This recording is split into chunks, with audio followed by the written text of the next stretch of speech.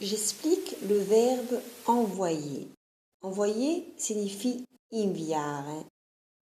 C'est un verbe en ER et donc c'est un verbe du premier groupe.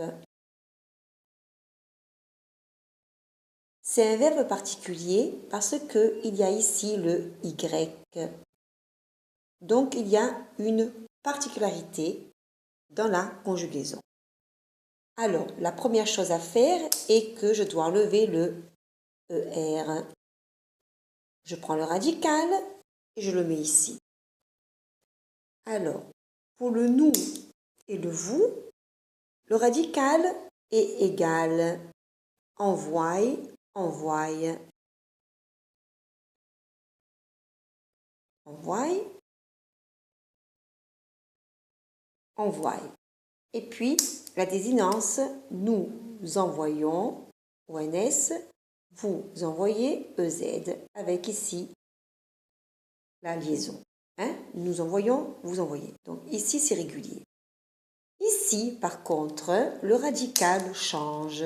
Le Y devient I.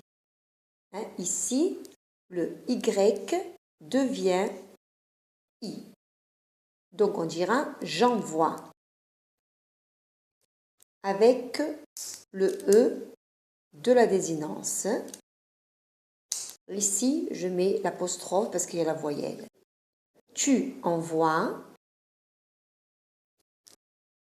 avec le ES de la désinence et il envoie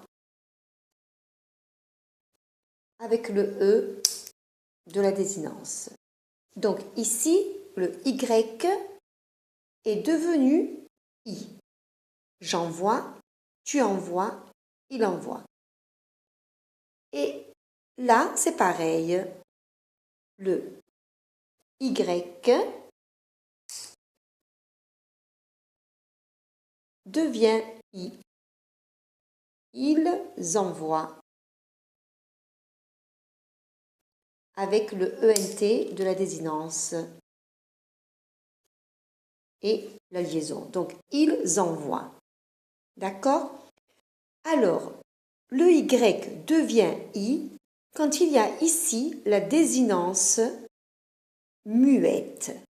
J'envoie, tu envoies, il envoie, ils envoient. Ici, la désinence est muette. Ici, la désinence est accentuée. Envoyons, envoyer. Donc, le Y reste. D'accord? Parce que c'est important aussi pour la prononciation. Envoyons, envoyer, comme ici, envoyer.